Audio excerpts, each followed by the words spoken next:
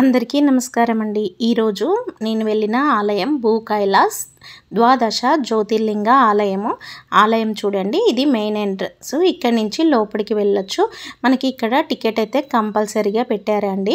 ప్రతి ఒక్కరికి 100 rupees charge చేస్తున్నారు. టికెట్ తీసుకొని లోపలికి వెళ్దాం రండి. మనము క్యూ లైన్లో వెళ్తూ ఉండగానే మొదలు మనకు పెద్ద శివలింగం కనబడుతుంది.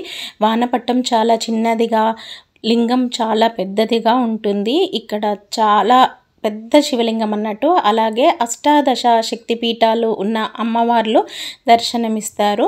మనం క్యూ లైన్లో వెళ్తుంటే మార్గం పొడుగున ఇలా విగ్రహాలు మనకు దర్శనమిస్తుంటాయి. వివిధ రకాల కథలు చూస్తూ ఉంటాము. ఇలా పిల్లలతో వస్తే చాలా చాలా బాగుంటుంది. పిల్లలకు ఆ కథలు చెప్తూ ఉంటే రావణుడు ఆత్మలింగాన్ని విఘ్నేశ్వరుడికి ఇచ్చి సూర్య నమస్కారం చేయడానికి వెళ్ళినప్పుడు శివ శివ అని పిలిచి పెట్టిన కథ, మార్కండాయ పురాణము, ప్రతిదీ కూడా ఇక్కడ మనకి విగ్రహ రూపంలో మనకి చూపిస్తూ ఉన్నారు. అలాగే శ్రీనివాస కళ్యాణం కూడా ఇక్కడ ఉంది. ఈ వెనక ఉన్న శివ విగ్రహము చాలా అంటే చాలా పెద్దదిగా ఉంది. క్యూ లైన్ చూడండి. భక్తులు రద్దీ దృష్ట్యా చాలా పెద్దదిగా ఉంది. అందుకనే ఇలా మొత్తం తిరిగి వెళ్ళాలి అన్నట్టు. వెళ్ళేటప్పుడు ఇలా మనకి చుట్టూ అరుగులు కూడా ఉన్నాయి. శివయ్య ధ్యానంలో ఉన్నాడు. అమ్మ కడుపులో నుంచి మనిషి పుట్టుక చావుల కాడికి ఇలా విగ్రహ రూపంలో మనకి చూపిస్తున్నారు. ఇక్కడ మనము ఆలయ దర్శనం లోపలికి వెళ్దాం రండి. మొదలు విఘ్నేశ్వరుడు, నందీశ్వరుడు మనకి దర్శనం అనేది ఇస్తారు. ఇలా వాటర్లోకి మనము అడుగు పెట్టిన తర్వాత ఓ 3 మునుగులు మునిగి ప్రతి ఒక్క శివలింగానికి అభిషేకం చేసుకుంటూ వెళ్ళొచ్చు. మనం ఎంతసేపు అయినా అభిషేకం అనేది చేసుకోవచ్చు. నేను మొదట అభిషేకం చేసింది మొదటి జ్యోతిర్లింగము. అలాగే ఇక్కడ 12 జ్యోతిర్లింగాలు ఉన్నాయి. ఈరోజు వాటర్ ఇక్కడ వరకే ఉన్నాయి. మామూలుగా మనకి స్వామి వానపట్టం వరకు వాటర్ అనేసి పెట్టి ఉంటాయి. నీళ్ళైతే చాలా నీట్గా ఉన్నాయి. చుట్టూ కూడా పైన విగ్రహాలు అనేది అమర్చారు. మనకి ఓం నమ శివాయ అని ప్రతి చోట రాసి ఉంది. సృష్టికారకుడు, లయకారకుడు, బ్రహ్మ విష్ణు మహేశ్వరులు అంటారు కదా. శివ ఆజ్ఞ లేనిదైనా చీమైనా కుట్టదు అని అంటారు. అలాగే ఈరోజు అనుకోకుండా హాఫ్ అన్ అవర్లో రెడీ అయ్యి వచ్చేసాము. ఈ ఆలయము చూసే అదృష్టము, మహద్భాగ్యము ఇవాళ నాకు రాసి పెట్టుందేమో. అందుకనే స్వామి దర్శనం అనేది కలిగింది. మెట్లు ఉంటాయి, చూస్తూ పైకి రండి. స్వామివారు గర్భగుడిలో ఎలా ఉంటారనేది ఇక్కడ చూపిస్తున్నాను. నాతో పాటు మీరు కూడా చూసి స్వామివారిని దర్శనం చేసుకోండి. నాగేంద్రుడి ఆభరణంతో స్వామివారు చాలా పెద్ద రూపము, చాలా అంటే చాలా బాగుంది. లోపల కూడా దేవగణాలతోని స్వామివారు గర్భగుడి లోపల ఉన్నారు. ఇక్కడ విఘ్నేశ్వరుడు అమ్మవారి ఆలయం ఉంది. బయటికి రాగానే మనకు పెద్ద తాండవ రూపము ఎదురుగా మనకు శివలింగము ఉంది. ఆ శివలింగానికి మన చేతులతో మనము అభిషేకము చేసుకోవచ్చు.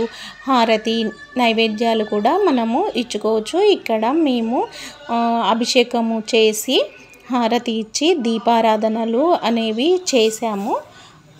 అందరూ కూడా ఇక్కడ కొబ్బరికాయలు కొడుతూ ఉంటారు. చుట్టూ చూద్దాం రండి. ఇదిగోండి 9 ఎకరాల విస్తీర్ణంలో ఈ ఆలయం అనేది ఉంది. అసలు ఒక పూటలో మనకి ఈ ఆలయం అనేది మొత్తం చూడడానికి అసలు కుదరదు. 1 డే మొత్తం స్పెండ్ చేస్తేనే ఇక్కడ మనకి అన్నీ చూడొచ్చు. తిరిగి మొత్తము చూడడానికి చాలా ప్రశాంతమైన వాతావరణంలో చాలా బాగుంది. మేము ఇక్కడ దీపాలు కూడా వెలిగించాము. దీపాలు వెలిగించడానికి కూడా ఇదే ప్లేసు, కొబ్బరికాయలు పెట్టడానికి కూడా ఇదే ప్లేసు పెట్టారు. మన చేతులతోని మనము అభిషేకం చేసుకోవడం అనేది చాలా బాగుంది. ఎంత పెద్ద నందీశ్వరుడో చూసారా ఈ ఆలయంలో ఎదురుగా.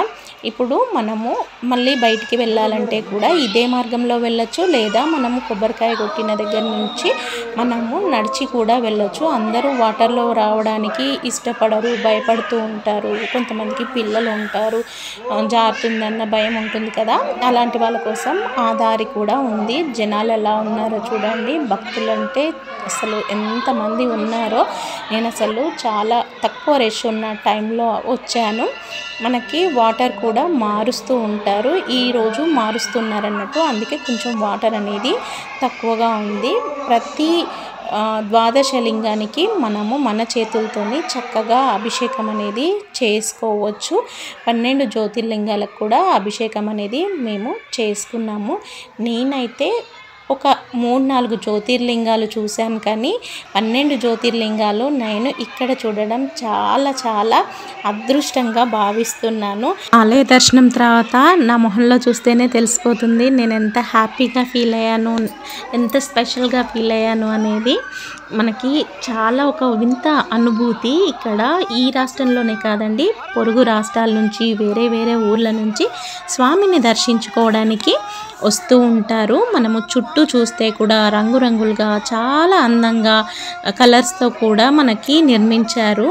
ఈ నిర్మాణము ఒక దివ్య అనుభూతిని మనకు కలిగిస్తుంది. ఒక సోమవారం రోజే కాదండి, ఆదివారం నుంచి శనివారం వరకు పర్వదినాల్లో అయితే ఇంకా మరీ చాలా ఎక్కువ మంది ఉంటారు. పిల్లలు కూడా వస్తున్నారు. చిన్నపిల్లలు ఉన్నోళ్ళు చాలా జాగ్రత్తగా రండి. వెళ్ళేదానికి ఒక దారి, వచ్చేదానికి ఒక దారి కూడా ఉంది.